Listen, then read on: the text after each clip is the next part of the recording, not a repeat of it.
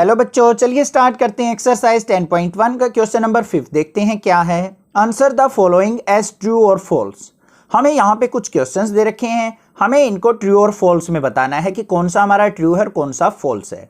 अब इनके हम ट्रू फॉल्स कैसे बता सकते हैं, जब हमारे कंसेप्ट क्लियर होंगे तो उसके लिए एक बार इंट्रोडक्शन वीडियो जरूर देखिए, तब आपको क्वेश्चन बहुत ईजिली क्लियर होंगे।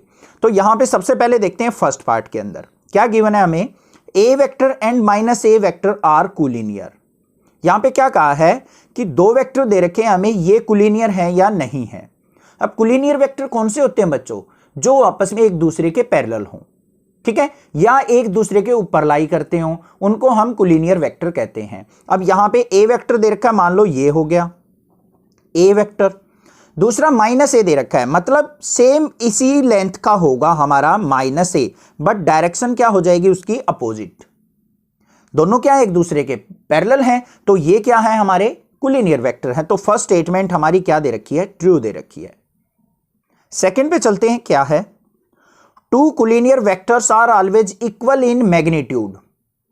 ये क्या कहा है उसने कि two collinear vectors are always equal in magnitude, कि दो कोलिनियर वेक्टर हमेशा मैग्नीट्यूड में इक्वल होते हैं। भाई कोलिनियरिटी हमें कैसे चेक करनी होती है कि वो दोनों एक दूसरे के पैरेलल होने चाहिए या एक दूसरे के ऊपर लाई करने चाहिए, तो वो हमारे कोलिनियर वेक्टर होते हैं। ऐसा जरूरी नहीं होता कि दोनों की वैल्यू मैग्नीट्यूड हमारा सेम हो। देखो जैसे मान लो कोई एक वेक्टर ये है ए वेक्टर, कोई अनदर वेक्टर ये है बी वेक्टर, दोनों की मैग्नीट्यूड क्या है, डिफरेंट है।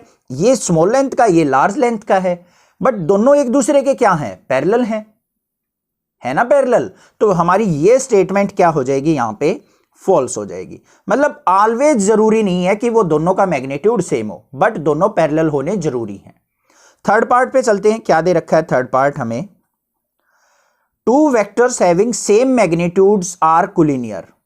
अब भाई उसने क्या कहा है, अगर दो वेक्टर्स अगर उनका मैग्नीट्यूड सेम है तो वो वेक्टर हमेशा कोलिनियर कहलाते हैं। भाई ऐसा तो नहीं हो सकता कि हमेशा मैग्नीट्यूड से हम चेक करें। कोलिनियरिटी हम कैसे चेक करते हैं, या तो ऑन द वेक्टर हो या फिर दोनों एक दूसरे के पैरेलल हों। तो ओनली मैग्नीट्यूड से तो हम बता ही नहीं सकते कि वो एक दूसरे के पैरेलल हैं या नहीं है। तो थर्ड वाली भी कंडीशन क्या हो जाएगी हमारी, फॉल्स हो जाएगी। नेक्स्ट देखते हैं फोर्थ क्या है, two collinear vectors having the same magnitude are equal. अगर दो कोलिनियर वेक्टर सेम मैग्नीट्यूड के हैं तो क्या हम उनको इक्वल वेक्टर कह सकते हैं। भाई फोर्थ कंडीशन भी क्या हो जाएगी हमारी, फॉल्स। क्यों हो जाएगी, ध्यान से देखो। अगर दो वेक्टर है, मान लो एक वेक्टर ये है ए वेक्टर और एक दूसरा वेक्टर ये है मान लो माइनस ए, जैसे हमारा फर्स्ट वाले में था। अब दोनों के दोनों क्या है, कोलिनियर तो हैं, बट इक्वल वेक्टर नहीं होंगे। इक्वल वेक्टर में क्या होना जरूरी होता है बच्चों, मैग्नीट्यूड भी सेम होना चाहिए, डायरेक्शन भी सेम होनी चाहिए। अब इनकी तो डायरेक्शन दोनों की अपोजिट है, तो ये कंडीशन भी हमारी फोर्थ वाली क्या हो जाएगी, यहां पे फॉल्स हो जाएगी। अब मैं आपको एक बार कोलिनियर वेक्टर की डेफिनेशन दिखाता हूं। यहां पे देखो कोलिनियर वेक्टर क्या गिवन है, two or more vectors are said to be collinear if they are parallel to the same line. अगर वो किसी एक लाइन के पैरेलल हैं या दोनों आपस में पैरेलल हैं तो उनको हम कोलिनियर वेक्टर कहेंगे। साथ में एक कंडीशन दे रखी है, irrespective of their magnitudes and direction. Magnitude और डायरेक्शन का रोल नहीं होता कोलिनियरिटी चेक करने में। बट इक्वल वेक्टर जब होते हैं हमारे, क्या होते हैं, two vectors A and B are said to be equal if they have the same magnitude and direction.